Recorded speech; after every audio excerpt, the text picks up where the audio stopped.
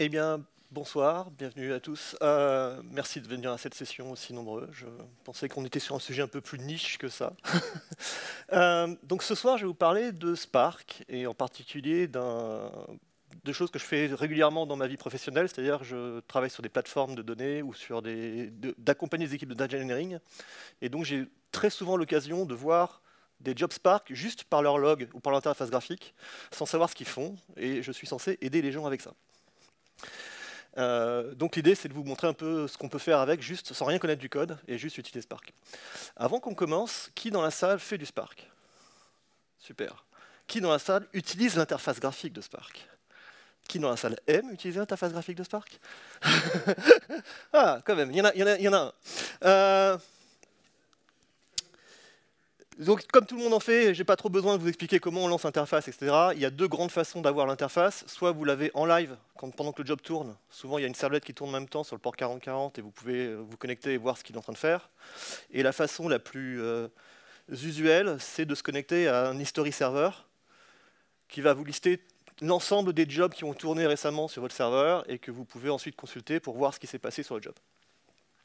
Donc l'history server, il s'appuie sur des log files, qui sont des logs spécifiques, qui s'appellent les event logs, qui sont en fait des fichiers JSON, qui contiennent un ensemble d'événements JSON qui sont passés durant la vie de l'application. En général, vous allez utiliser un... Je peux quand même zoomer ça normalement.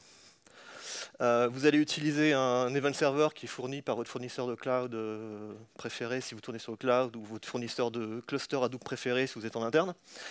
Là, c'est un history server qui tourne en local sur ma machine. Comme ça, si le Wi-Fi plante, c'est pas grave. Une chose importante à savoir sur les history servers, c'est pour ça que je le montre. En haut, vous avez le numéro de version de l'history server. Donc vous verrez que je suis en 3.3.2 AL2, qui est en fait un package custom que je gère. Et un history server... Oups, faut pas faire ça. Merci Firefox. Un history server, en fait, est capable de vous gérer et de vous restituer des fichiers de plein de versions de Spark différentes. Vous n'avez pas besoin d'un history server pour Spark 3, un history server pour Spark 2, etc. Non, en fait, vous pouvez mélanger.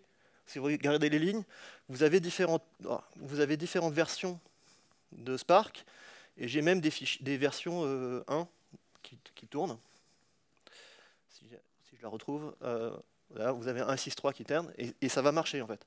L'history server est capable de vous restituer des versions de Spark qui sont très anciennes. Donc vous avez toujours intérêt à utiliser un history server le plus récent, parce que vous aurez plus de fonctionnalités, et vous retirez plus d'infos pour les versions récentes des jobs qui tournent, mais ça continue à marcher pour les anciennes. Ce que je vous propose aujourd'hui, en fait, ça va être de faire une plongée assez directe dans ma vie de tous les jours, c'est-à-dire on va essayer de résoudre un crime. Un job qui crache, un job qui ne marche pas, et faire du debug via les chaînes de Spark, c'est vraiment quasiment résoudre une énigme policière. Ou plus précisément, en général, c'est plutôt faire une partie de Cluedo. Vous avez un certain nombre de coupables possibles, vous avez un certain nombre de pièces où ça peut se passer, et le but c'est d'identifier quel est le bon en posant des questions à l'interface. Dans la plupart des cas, personne ne vous a dit qu'est-ce qu'il y avait comme pièces et quels étaient les coupables possibles, mais avec le temps, on découvre les suspects usuels. Donc ce que je vous propose, c'est de faire une partie de Cluedo aujourd'hui sur un job qui est arrivé en prod chez un client. Un job qu'on va délivrer. Ce qui s'est passé sur ce job, c'est qu'en fait, il a tourné un 31 mars, ça devait être un vendredi, et il a craché. Donc la deuxième ligne, la 001, en fait, c'est un job qui a craché. Et ils l'ont retourné derrière, donc l'équipe qui s'occupe de ce job l'a retourné, et ils l'ont retourné quelques heures après, c'est la version 002, et elle est passée. Et la question que j'ai derrière, c'est ok, pourquoi ça a craché, et qu'est-ce qu'on peut faire pour améliorer le problème. Donc c'est ce qu'on va faire, on va commencer par regarder le job qui a craché. Et là, on a Spark qui nous accueille. C'est pour ça que je ne veux pas trop zoomer, parce que vous voyez que l'interface n'est pas extrêmement pratique. Alors on va dézoomer un peu. Est-ce que vous arrivez à lire encore? Ouais, même au fond? Super. On arrive sur ça, et si vous êtes développeur Spark standard, normalement, ça ne doit pas vous paraître extrêmement explicite. Pourquoi? Parce qu'en fait, l'interface Spark est un parfait exemple de pourquoi il ne faut pas donner aux développeurs la charge de réaliser une interface graphique. D'accord? C'est conçu comme un cockpit d'avion des années 60. Vous avez 375 cadrans qui vous donnent tous des mesures très intéressantes, à condition que vous connaissiez parfaitement le câblage de l'avion. Et si vous connaissez parfaitement comment ça fonctionne, l'interface est très utile. Si vous ne savez pas comment ça fonctionne, vous avez des cadrans qui tournent. D'accord? Donc là, mon but, ça va essayer de vous montrer un petit peu comment ça marche en tour. Donc on va devoir parler de certains concepts de comment Spark implémente des choses, parce que si on ne les connaît pas, on ne peut pas utiliser l'IHM de façon efficace. Alors la première chose qu'on voit, c'est qu'en haut, il y a un menu avec un certain nombre d'onglets. Et ces onglets sont dans cet ordre-là pour des raisons historiques qui n'ont aucune raison logique. Vous tombez sur Job parce que historiquement, c'est ce qu'on faisait en RDD, en Spark 1. On lançait des jobs. C'est pas forcément ce que vous faites, en fait, parce que dans votre code, la plupart du temps, si vous faites du ETL ou choses comme ça, vous allez faire du SQL. Et en fait, l'interface qui vous intéresse, c'est la dernière. En tout cas, celle que vous comprenez le plus, parce que c'est là où votre code apparaît en vrai.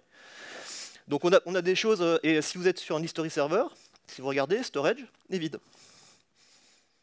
Pourquoi? Parce qu'en fait, les données de storage qui apparaissent, dans l'IHM Live, vous aurez les datasets en cache et de quelle taille ils prennent, etc. Par défaut, c'est pas logué dans les logs gérés par l'application, sauf si vous mettez un flag qui n'est jamais actif par défaut. Donc 99% des cas, vous n'avez pas mis le flag, vous n'aurez rien dans le pane, mais vous aurez un écran vide comme ça. Ce que je vous propose, c'est d'utiliser la puissance de Firefox pour réorganiser les menus. C'est juste une feuille de style. J'ai rien fait de spécial. Et en fait, on réorganise les menus en 3 sections différentes. La section bleue, c'est celle qui vous impacte sur les traitements. En fait, ce sont les onglets qui vous parlent de vos traitements en cours et de qu'est-ce qui se passe quand vous faites un traitement. La section orange vous parle de vos ressources.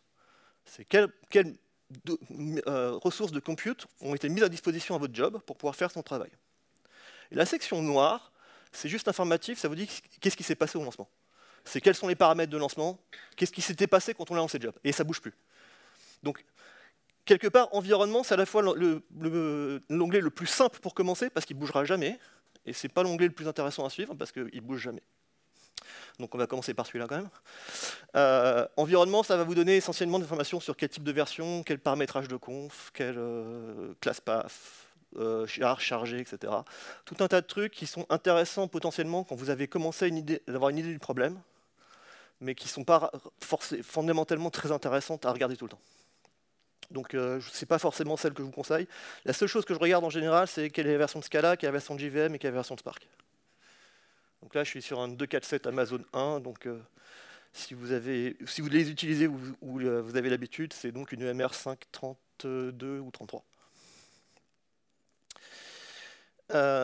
Maintenant, on peut regarder l'onglet Executor. Donc Executor, on ne va pas voir ça par défaut, ça vous donne les ressources de compute que vous avez eues à disposition pour votre job.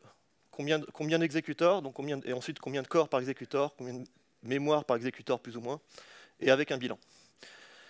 Et souvent, c'est ce qu'on regarde comme ça, parce qu'on se dit, tiens, il y a eu des problèmes, et en plus, l'IHM a le bon goût de vous mettre des carrés rouges quand il y a eu un fail sur l'exécuteur, c'est juste pour vous faire peur, ça ne sert à rien.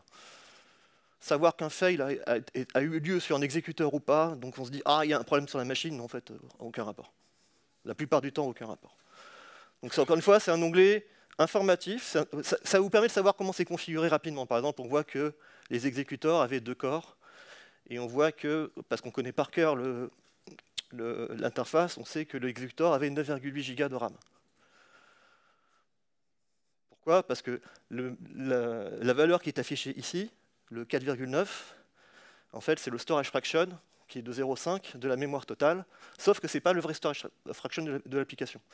Donc en fait, l'IHM a un bug qui fait que c'est vachement plus simple de savoir quelle est la RAM. Si vous voulez, je vous la refais après. Au passage, si à un moment je commence à parler de choses que vous ne maîtrisez pas du tout, vous faites des grands signes et vous posez des questions en interactif, parce que sinon on va se perdre et puis ce sera trop compliqué de revenir en arrière, et puis vous ne suivrez pas la suite. Donc cette valeur-là, c'est 0,5%, enfin c'est 50% de votre RAM d'exécuteur. Mais en vrai, ce n'est pas la valeur de storage retained qui est utilisée par l'application, qui elle est 50% de 60% de votre RAM. IHM de Spark, je disais, vous êtes obligé de savoir comment c'est codé, et en plus vous êtes obligé de savoir un peu où est-ce qu'ils ont fait des verrues de temps en temps, et où est-ce qu'ils ont oublié de mettre à jour l'application. Une fois qu'on le sait, c'est facile. Hein, c'est une des valeurs intéressantes globalement, quasiment la seule valeur intéressante globalement de cet écran-là, c'est le GC, puisqu'il vous donne le temps cumulé de CPU passé sur les exécuteurs et le temps cumulé de pause GC que vous avez eu. Et si vous voyez que le GC n'a pas été extrêmement consommateur, bah vous pouvez d'ores et déjà éliminer les problèmes de GC, ce qui est utile. Vas-y, vas-y. Alors le 0 byte ici, alors ce 0 byte là, en fait, c'est donc la quantité de stockage utilisée dans le RDD quand tu as mis des caches. Mais il faut que tu aies activé l'option qui retaine l'information qu'il y a eu des caches. Donc en pratique, sur un history server, si tu n'as pas mis dans tes logs que tu voulais retenir les événements de RDD, ce sera toujours 0. Et la raison pour laquelle c'est pas activé par défaut, c'est que les événements de RDD génèrent des gigaoctets de logs, et que donc si vous les activez, en fait, ça crache beaucoup de logs, et ensuite il faut les processer. Donc quand tu es en live, par contre, tu vois des valeurs qui ne sont pas 0. Et c'est ta quantité de stockage utilisée actuellement en dataset cache, en RAM. Donc là, pour l'instant, on ne va pas encore regarder ce que faisait le job. Donc on est sur l'écran SQL, donc normalement, c'est ce qui se rapproche le plus de ce qu'a fait le développeur. Et chaque ligne de cette interface, en fait, normalement, correspond à une action qu'on retrouve directement dans le code. Si vous cliquez sur Detail, vous pouvez avoir la ligne de code qui a été impactée. Donc on voit que c'est du Python, donc c'est du PySpark. C'est la ligne 129 de ce fichier-là qui est dans un zip transformation qui a été poussé sur le cluster. En général, le reste de la stack trace est complètement inutile parce que vous êtes dans le moteur interne de Spark. Personne ne le connaît, tout le monde s'en fout, ça ne marche pas. Mais la première ligne de la page SQL va vous dire, OK, ça c'est telle ligne de code, je suis à telle ligne de code dans mon programme. Si c'est une lib et qui est appelée à chaque fois, ça ne vous aide pas beaucoup, mais Spark ne fait pas beaucoup mieux que ça. En tout cas, au moins, c'est du code à vous. Et on voit que donc, chaque étape de code qui a effectué une action dans Spark a généré quelque chose dans le moteur qui a pris du temps et qui a généré des jobs. Donc ici, dans cette colonne-là, on a des ID de jobs qui sont en fait on va dire des traitements envoyés sur le cluster, sur les exécuteurs, qui vont manipuler des données. Donc cette ligne-là a généré un job, cette ligne-là a généré deux jobs, celle-là après il n'y en a plus 0, et celle qui a craché a essayé d'en générer une palanquée. Si vous cliquez sur cette interface-là, vous avez une visualisation du plan d'exécution de votre requête. Donc ce que ça dit, c'est que j'ai essayé de lire un parquet qui s'appelait EU Delivery, et j'ai lu 4000 lignes, ce qui est pratique d'avoir les stats de combien j'en ai lu sur 2000 fichiers, et j'ai fait un collect dessus, donc j'ai juste dû récupérer quelques lignes pour une raison ou pour une autre. Ça va, c'est assez simple. Cette version graphique, c'est exactement ce que vous avez ici en mode texte, qui est exactement ce que vous avez si vous faites un explain extended dans votre code. Je ne sais pas s'il y a beaucoup de gens qui font des explain, si vous ne les faites pas, je vous conseille de le faire. Ça vous dit exactement comment Spark a compris ce que vous vouliez faire et comment il va le faire en pratique. Donc c'est juste que c'est la version extended, donc vous avez la version logique, analysée, puis physique. En général, je vous conseillerais de regarder juste la physique, parce qu'au final, c'est ce qui nous intéresse. Mais vous avez exactement ce que vous avez quand vous faites un explain, et la version graphique de ce qu'on voit, c'est juste exactement un explain, avec la valeur ajoutée que vous avez des stats pour les opérations qui ont été finies. La limite de ces choses-là, c'est que là, par exemple, si on va regarder d'autres fameuses tâches qui a craché, on a ça. Et la raison pour laquelle on a ça, c'est que en fait, le job, c'est un vrai job. C'est pas un Hello World. Il fait 2-3 trucs. Et là, on voit quand même la limite de l'IHM, hein, c'est que même si c'est graphique, on pourrait en théorie suivre tous les fils. En pratique, on a un peu de mal. Donc je vais rezoomer. Ok. Alors ça reste intéressant à regarder parce qu'encore une fois, le gros intérêt de cette version-là, c'est qu'on a des chiffres et donc on peut quand même suivre ce qui se passe dans le flux et de voir qu'il n'y a pas de problème majeur. Par exemple, un gag assez classique, c'est vous faites une jointure et vous maîtrisez mal les clés et vous multipliez les lignes alors que vous ne pensiez pas les multiplier. Et ça, vous pourrez le voir par cet écran-là, parce que d'un côté, vous aurez 200 millions de lignes, de l'autre côté, vous avez 3000 lignes, et à la sortie, vous avez 15 milliards de lignes, et c'est clairement que votre jointure a un problème, votre condition de jointure a un problème. Donc ça reste relativement pratique de les avoir, mais quand on a un code métier un peu compliqué et qu'on fait une jointure avec plein de datasets, ce qui est le cas ici, évidemment, c'est pas très simple à lire. On voit quand même on voit qu'il y a des jointures, on voit qu'il y a des broadcasts. Je sais pas, est-ce que ça parle à tout le monde les différentes joins de Spark, sort merge, broadcast merge, etc. Une des choses qui est très utile de regarder sur cet écran-là en particulier, c'est que vous n'avez pas de nested quelque part. Si vous avez un broadcast nested pour une raison, c'est clairement un point toujours optimisé parce que c'est jamais performant. Si vous pouvez les éviter, évitez-les. Et donc si vous pouvez chercher dans le code, est-ce que je vois un nested? J'ai pas entendu. Ok. Des fois, on peut pas les utiliser, on peut pas les éviter, mais de façon générale, si vous voyez un broadcast nested loop, c'est que votre code a une façon de faire une jointure qui n'est pas très optimale, et que si vous pouvez la changer, ce sera mieux, vous aurez des bien meilleures performances. Et là, on est à... Voilà, donc on voit que... Donc maintenant, on va quand même regarder pourquoi ce job a craché. Donc si je clique sur le lien... Hop, pas sur ça. Si je clique sur les jobs qui ont fail, on va peut-être cliquer sur les jobs. Donc l'onglet Jobs, ça va me lister toutes les étapes un peu plus unitaires par rapport à ma query initiale, qui ont été découpées par Spark pour faire des choses.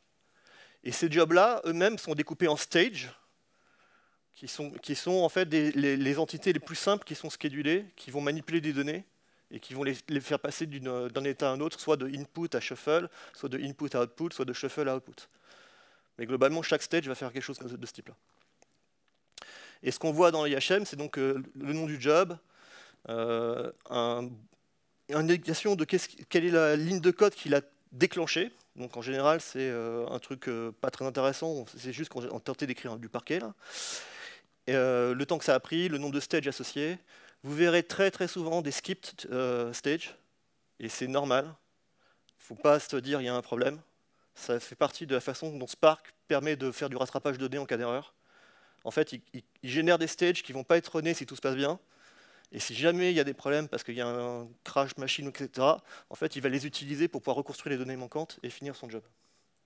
Donc dans 99% des cas, ce que vous allez voir, c'est ça, c'est-à-dire j'ai créé 8 stages, j'en ai 7 skipped parce qu'elles ne me servent à rien, parce que tout se passe bien, et j'en ai une qui travaille. Donc ça, c'est les jobs qui ont réussi, et les jobs qui ont fail, ils sont là. On va regarder le job qui a l'air d'avoir failé de façon majeure. Donc j'ai plein de skips, j'ai un fail, donc je peux cliquer sur ce lien-là, ça va me tomber dans les stages. Donc je suis passé dans la troisième étape qui est la plus fine du traitement. Et là, dans cet onglet-là, qui s'appelle Stage, je vois en fait les tasks. C'est-à-dire, je vois chaque traitement unitaire qui s'est passé sur chaque cœur de chaque exécuteur sur chaque machine. Donc, je ne peux pas aller plus loin en dessous. Et quand je fais la liste des tasks, donc il y en a eu 236, j'ai un onglet d'erreur, et je peux aller chercher l'erreur qui a créé le problème, qui est normalement une erreur que tout le monde connaît bien, out of memory, qui est les par yarn. Des choses qui n'arrivent jamais. Hein. En pratique, ça ne m'aide pas beaucoup, parce que les causes qui peuvent générer du yarn out of memory, il y en a de nombreuses. Ça ne veut pas dire qu'on n'a rien à voir sur cet écran. Et en particulier, ce tableau-là de summary est en général le plus intéressant à regarder. Ce que vous voulez regarder dans ce tableau-là, c'est l'équilibre ou la répartition de ce qui se passe sur les tasks entre le min, le max et le médian. Parce que Spark est un moteur de parallélisation, et on va dire, je dirais 70% des problèmes que je vois en prod, ce sont des problèmes de jobs qui sont mal parallélisés. Il y a plusieurs raisons à ça, mais c'est toujours un problème de mal parallélisation. Et comment on voit un job qui est mal parallélisé? C'est parce qu'en général, les données, Par exemple, là, c'est un job de shuffle, donc on a des données en entrée, des données en sortie. Les données en entrée, le min et le max sont très différents. Ça, c'est du skew. Ça veut dire que les données, bah, il y a un job qui fait tout, il y a une task qui fait tout, les autres ne font rien, et ça prend des tonnes, et si le task qui fait tout n'a pas assez de mémoire pour le faire, et bien il crash. Donc là, à votre avis, est-ce qu'il y a du skew?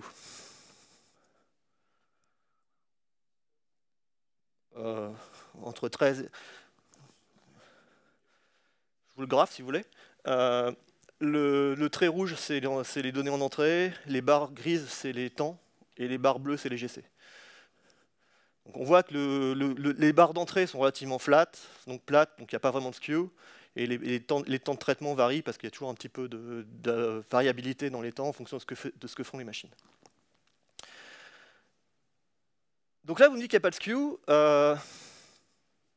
Moi, je dirais on n'en est pas sûr. Pourquoi? Parce que un des trucs qu'il faut savoir dans Spark, c'est que les tâches ne remontent des informations qu'à la fin. Et donc une tâche qui a craché ne remonte rien. Ça veut dire que sur un job comme ça, vous ne pouvez pas conclure.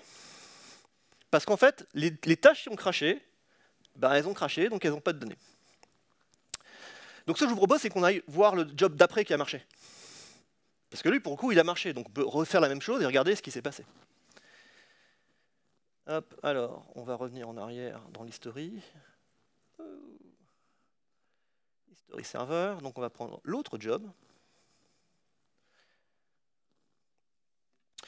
Alors celui-ci, pareil, on va regarder d'abord les SQL. Donc on voit que sur les SQL, on est, en gros, si on compare, est-ce que c'est la bonne version? Oui, c'est la bonne version. Ça, c'est le job qui a craché. Donc on voit qu'il s'est arrêté à des create et il a planté au premier parquet. Le job qui a réussi, en fait, il a fait toutes les create tomb view, il a réussi à passer le parquet et ensuite il a fait un save stable. Donc en gros, la ligne qui avait craché dans le premier job, c'est la ligne 20 en fait. Avant de regarder dans la ligne 20, je vais juste vous montrer quelque chose parce que c'est fun quand je l'ai vu. Ça, c'est la ligne 21 qui a marché sans problème. Je vous ai dit, un des trucs intéressants dans les Job Spark, c'est qu'il y a des statistiques. On voit combien de lignes sont manipulées à chaque étape et on peut se rendre compte est-ce que ça marche ou pas. En haut à gauche, enfin en haut à droite, vous avez un résumé de la complexité générale de la zone. D'accord? Donc la somme de CPU qui ont été consommés pour cette zone. Et si vous regardez bien, alors pour le coup, je pense que dans le fond, vous devez galérer à voir ça. Vous avez ça. Donc là, il vous dit, en fait, j'ai mis 67 000 heures de CPU pour faire cette tâche-là. 67 000 heures, et il vous dit la task la plus longue a mis 55 heures.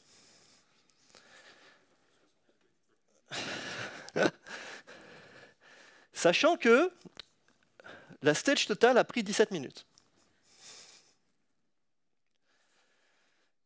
Donc en fait, les résumés que vous voyez dans IHM, il y a des cas où ils sont faux. C'est pour complexifier un peu le jeu, des fois il y a des faux indices. Sinon ce serait trop simple.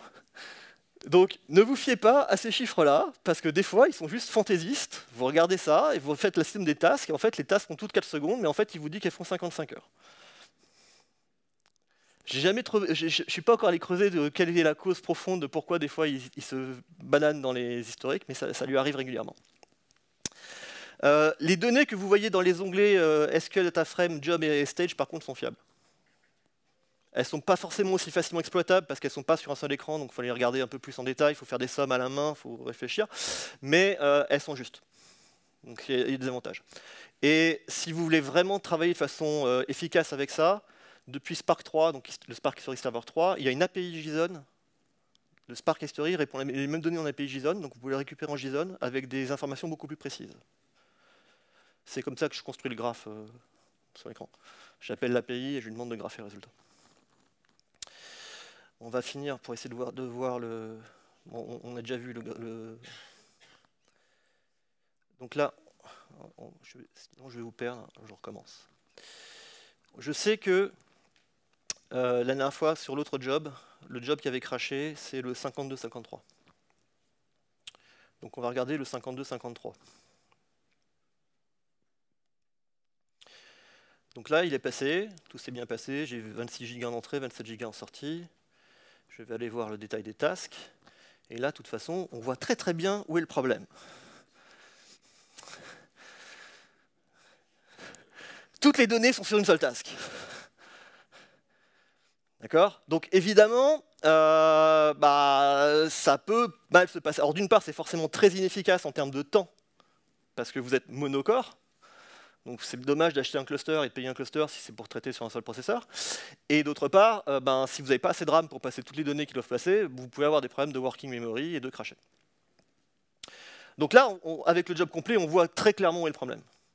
Maintenant, s'il faut remonter ça à l'utilisateur et lui dire, OK, en fait, tu as un problème de jointure sur telle table, telle clé, c'est là où c'est fun quand on a un truc comme ce job-là. Parce que bon, on a un problème de skew, maintenant il s'agit de savoir où il est. Si je viens vous voir, si c'est votre code et je viens vous dire non, tu as un job de skew dans ton job, démerde-toi, c'est pas forcément le plus simple. Donc en fait, on peut quand même arriver à des choses. On va revenir sur le job 52 par exemple. Ce qu'on voit, c'est qu'on a un numéro de stage. Donc on sait que c'est le stage 94 qui a planté. Okay. Maintenant, si je vais sur la partie data frame, ici, j'ai un petit boîte à cocher qui n'est pas coché par défaut, qui me affiche un stage ID et un task ID. Et là, tout d'un coup, j'ai des stages qui apparaissent dans des boîtes. Donc je peux faire une recherche. Donne-moi où est le stage 94, s'il te plaît. Ah, ok. Donc là, je sais que je suis dans cette zone-là. Stage 94, stage 94, stage 94. Et ça, c'est encore stage 94. Donc je sais que c'est cette partie du code qui est faite en une seule stage. Et comme c'est fait en une seule stage, ce que ça veut dire, c'est que toutes ces jointures en fait, sont sur la même clé de jointure. Forcément, parce que c'est sur la même stage, c'est qu'il n'a pas eu besoin de les reshuffle, donc les clés, la répartition des données est faite en fonction de la clé de jointure, donc la clé de jointure est la même. Et donc là, je peux utiliser cette IHM parce que je connais la clé de jointure, elle est là. Donc en fait, je sais que ce sont ces critères-là, ces clés-là, qui en fait ont une répartition de données qui est mal répartie, et c'est sur cette jointure-là qu'il faut travailler, parce que ces clés-là ne permettent pas de faire une jointure efficace paralysée. Après, pour savoir quelle table correspond à ces clés-là, vous avez deux options. Soit vous allez voir dans le plan, et en fait, un des intérêts dans Spark, c'est que chaque fois qu'il utilise une colonne, il y a un petit numéro derrière, qui vous permet souvent de récupérer où est-ce qu'elle a été affichée la première fois dans le plan. Sinon, un autre truc à savoir, c'est que souvent, quand vous faites un join, la plus grosse table, donc la table gauche qui contient le plus de données, en fait, c'est la première qui apparaît dans l'IHM graphiquement. C'est la première qui est schedulée. Et donc, en fait, c'est en général celle-là. Donc, la table s'appelle Lips. Je ne sais pas du tout ce que c'est. Hein. En vrai, je ne sais pas du tout ce que fait ce code. Je n'en ai aucune idée. C'est vraiment un prod. On m'a récupéré ça. Et donc, ça vous permet de savoir que finalement, ça vient de cette clé-là au départ, de cette table-là, et que en fait, ça, c'est le lineage de cette table-là sur laquelle on fait des jointures au fur et à mesure. Donc là, je peux aller voir un développeur et lui dire, en fait, ton problème, il est sur la répartition de cette clé VGBEL et VGPOS, parce qu'en fait, elles n'ont pas suffisamment de valeurs différentes pour permettre de le répartir sur le cluster. Est-ce que vous voyez la démarche? Est-ce que c'est plus clair pour vous maintenant, éventuellement, ce qu'on peut faire avec l'IHM? En vrai, là, on a fait un cas de jeu. J'en ai plein. J'en ai plein différents. Malheureusement, j'ai pas le temps de les faire parce que on en a fait une, j'en ai une trentaine, et il me reste 1 minute. Donc, si vous avez des questions, je les prends avec plaisir. Si vous voulez discuter d'autres choses après cette conf, je les prendrai avec plaisir. Si vous avez des cas très tordus de crash Spark, je les prendrai avec grand plaisir parce que ça m'amuse, je suis un peu masochiste, j'aime bien regarder ces problèmes. Et je vous remercie et si vous avez des questions, je les prends. Vas-y. Vous suggéreriez une répartition simple ou une répartition en spécifiant la colonne? Alors, répartition 5 ne servira à rien. Pourquoi? Parce que pour faire la jointure, Spark est obligé de re-répartir sur la clé. Donc si tu fais une répartition 5 juste avant, ce que tu fais, c'est que tu crées une étape avant, et ensuite Spark va refaire un repartition sur les clés de jointure. Donc ton repartition ne servira strictement à rien. La seule façon de gérer le skew, c'est soit tu rajoutes une colonne qui va te permettre de découper ton grand range en range plus petit et faire une jointure comme ça. Soit quand tu es en Spark 3, tu peux essayer le skew adaptative, qui n'est pas actif par défaut. Donc il faut l'activer, et qui va essayer de le faire de façon automatique et transparente. Ça marche plus ou moins bien, mais ça peut avoir des résultats dans certains cas, mais sinon c'est juste des techniques standards de gestion du skew. Le repartition 5 ne servira à rien. Est-ce qu'il y a d'autres questions? Non? C'est bon? Sinon après, parce que là on dépasse le temps. Merci.